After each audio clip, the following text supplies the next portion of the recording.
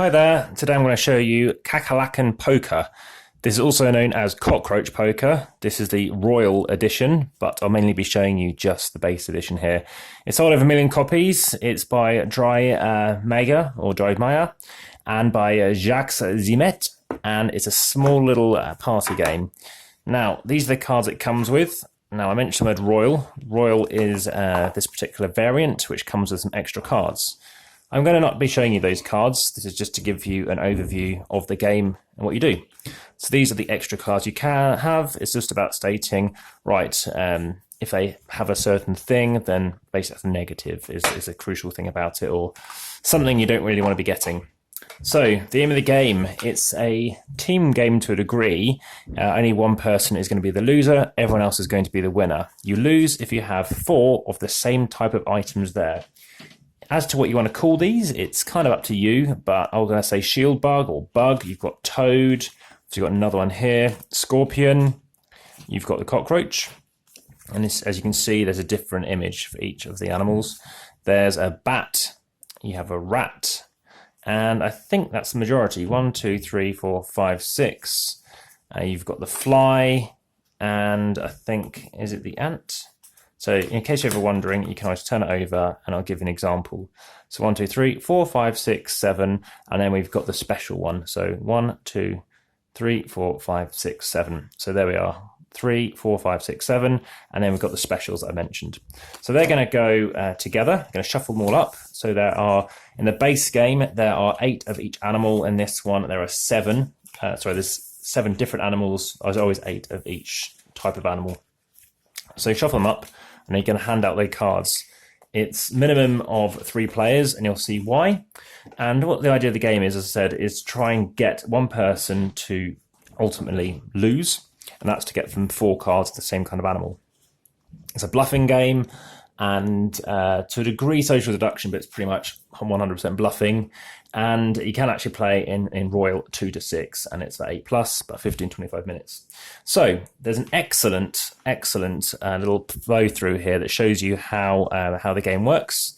But as an example, you're going to be passing 8 cards to each player. So imagine we've got a few cards each, and then you look at your hand. So as an example, we're going to look at these cards. And imagine we're starting, we're going to think about something. So we know we've got 2 toads. So we know there's probably fewer toads everyone else has. A person you're going to pass to, you're going to pass it face down, and you're going to say, I think that is a cockroach. So I'm going to pass it to this person over here. Now, they can either accept the card or they can pass the card. If they pass the card, they'll then look at that card, see that it's not a cockroach, and then say, give it to somebody who hasn't seen it yet, and say, right, I think this is a scorpion. Or they could say it's a rat, they could say it's a cockroach, whatever they want to say.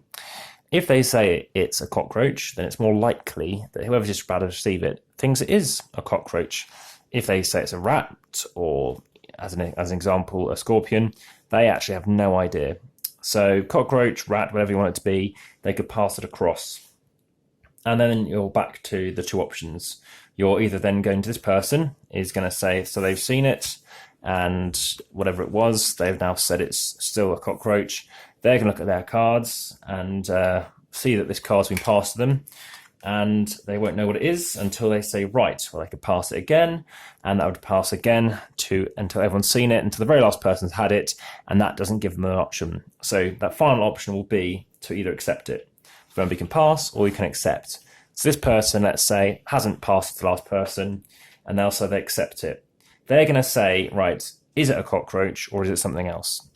If they say, I think you're bluffing, I don't think it's a cockroach, you flip over the card, and if you guessed right, then the card goes back in front of the person who said it was, say, a cockroach. So then they would get in front of them.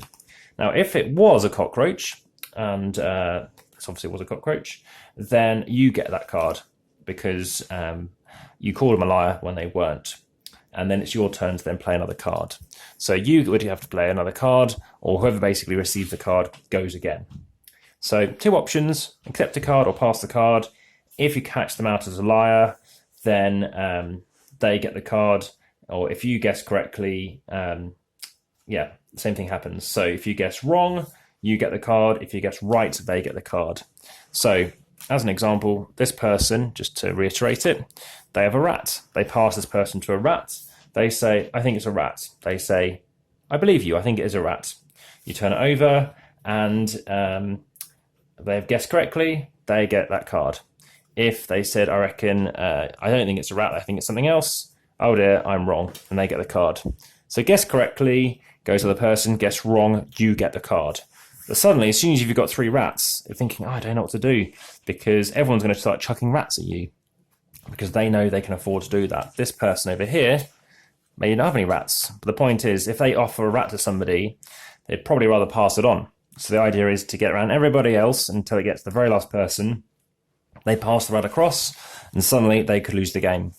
So what's interesting is when you get down to that penultimate person to receive a card, they're going to end up thinking, well, if I give it to the last person, they're probably going to refuse it. So you're trying to work your way backwards. So that is Cockroach Poker. It doesn't take too long. It's really interesting, and I've even played games whereby I don't even look at my card and I just say it's a toad, and they say 7 in 1 chance or 8 in 1 chance it's going to be a toad. Let's flip it over, and for example, it turned out it was a toad before. So remember, you have your cards. You do not want to get 4 of a kind. You can have as many as you want, up to 3 of a kind, but you do not want to start begetting other things. So just as a final example, this person has got these cards here. So they've got 2 here, they've got that, they've got this, 3 toads, here we go. So now, this person is thinking, oh dear, I don't want to get a toad. This person passes them a card and they just say, it's a toad, and they say, I don't believe you. Either they're chucking cards at you with that toad trying to get you out, so then everyone else wins, or they pass it around the table and suddenly that person's going to get it last. Was it a toad? They don't know. So that's how the game works. One tip I would say in the game is try to pass a card if you can. Otherwise, another way you can lose is you run out of cards. So at the start of your turn, if you want to play a card, it doesn't matter if you run out, but if you're going to start your turn and you've ended up without being able to play a card, you will also lose. I'll leave these face up just so that you're aware of that. There's other ones here, but ultimately that is a variant, but this is just the overview on how to play Cockroach Poker. You accept a card or you don't accept a card. If you accept it and you guess correctly, the other person gets the card. If not, you get it. So with other games, there's Cockroach Poker Salad, which I dislike. I think it's a game I've also showed you, and it's the same artist, same company, and it's another small game. As you can see, 165 grams, very portable. In fact, I didn't realise I actually had it in my pocket earlier. But that is a really good game. I highly recommend it, and it's a lot of fun. And as bluffing games go, I love bluffing games. One game I'm terrible at is Sheriff of Nottingham.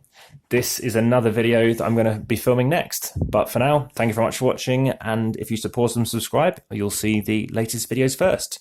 Thanks very much for all the new subscribers recently, and the legacy ones, shall I say. And I look forward to bringing you another game very shortly this week. Take care. Goodbye.